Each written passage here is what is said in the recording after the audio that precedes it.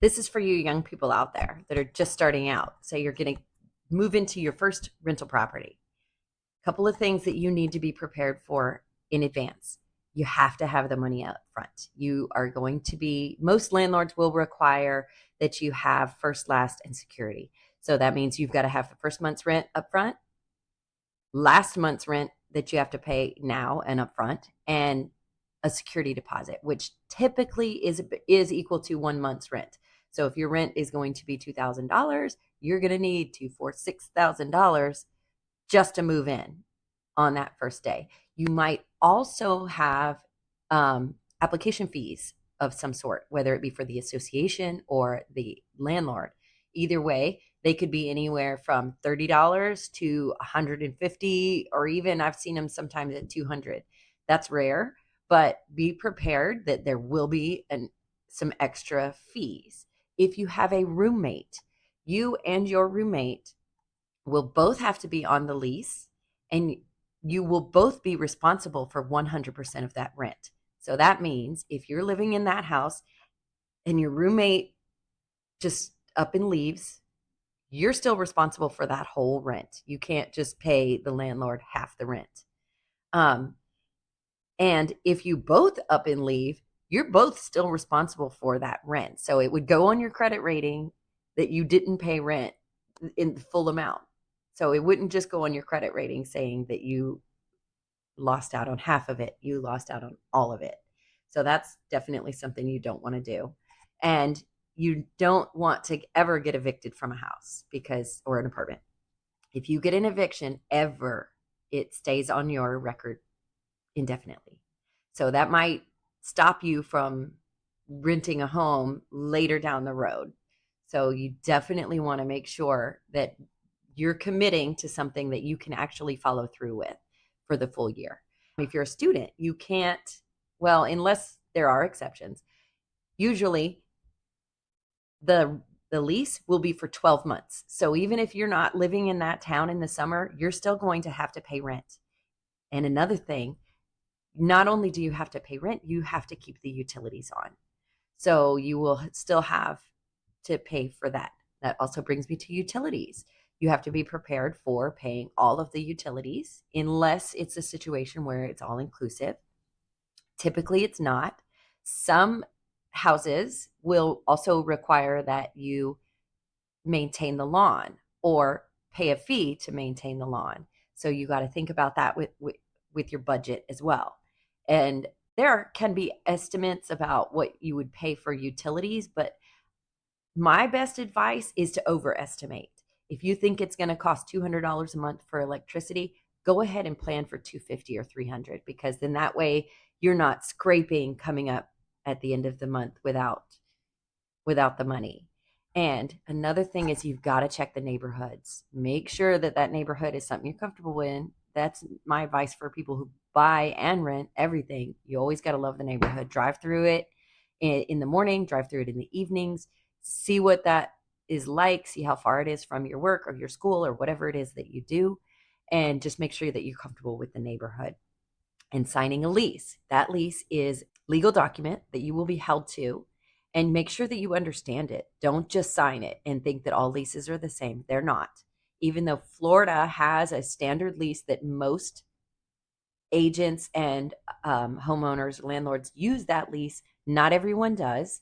And even though it's different or whatever, make sure that you understand what it is that you are signing. I've had some pretty nightmare situations from landlords who kind of took advantage of tenants, and you want to make sure that you don't end up in that situation.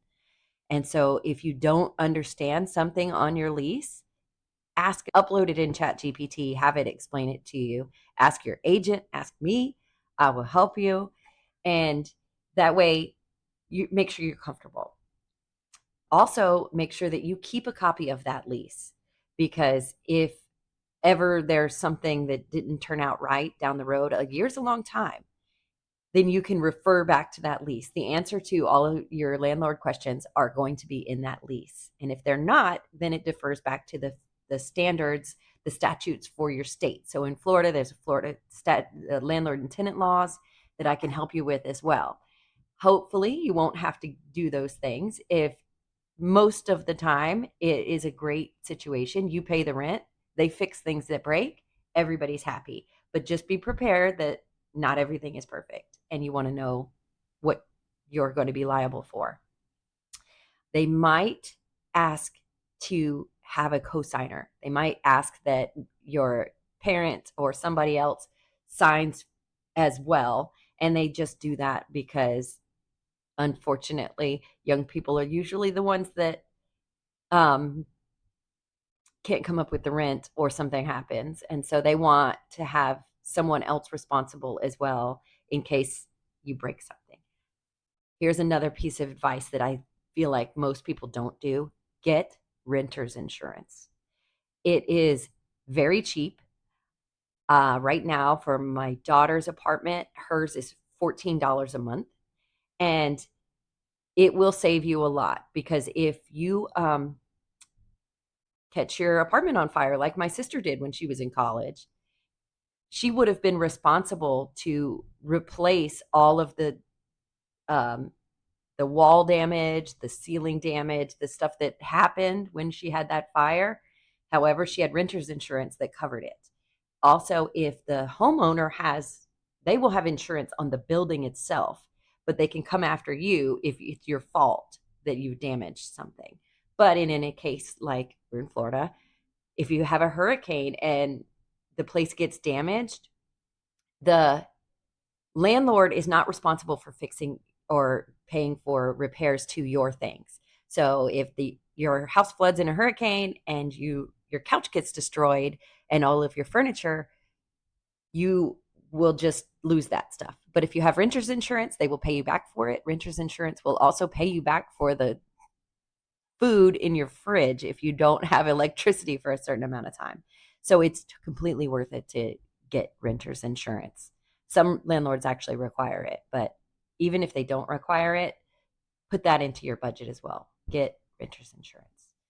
And then when you move in, the day you move in, take a video or take pictures of the condition of the property the day that you moved in. If there's anything that's broken or damaged in any way, make sure it's documented in some way. Make sure the landlord is aware that if there's a crack or a broken something, so they can go ahead and get it fixed.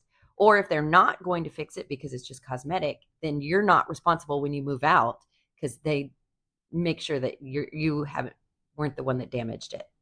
So when you move out, you're going to do the same thing. When you move out, you have to make sure that that apartment or house is so clean. If you're not one of those like deep cleaner type people, you might even want to consider hiring somebody because a landlord will take money out of your security deposit if the place isn't clean or if there's damages. Also, during the time that you're living there, be aware of what you're allowed to do as far as making changes to the apartment or the house. Are you allowed to hang pictures on the wall? Are you allowed to install a ceiling fan? If you are allowed and you do something like installing a ceiling fan, you have to be prepared to leave that ceiling fan when you move. If you hang pictures on the wall, you might be required to patch the holes from the pictures. Command strips are the best thing because they don't make holes in the wall. So I would recommend doing that. It will protect you. Let me think. Is there anything else that I feel like young people need to know about renting their first place? I know. When you move out, make sure that you are out completely on the day that you're required to be out completely, maybe even the day before. And when I say out completely, that means all of your trash, all your cleaning supplies, everything. Just because it's something that you don't want anymore does not mean you can leave it. And also make sure that you have disposed of everything correctly. You can't just leave it on the street. You have to dispose of it completely. So whoever moves in after you is starting with a brand new, fresh place. And document what the place looked like on the day you moved out. Take another video. That way you can compare that video with the video on the day you moved in. Another thing, you want to make sure that you give your landlord notice when it's time to move out. your lease is going to specify how much notice that you give them. Usually it's 2 months.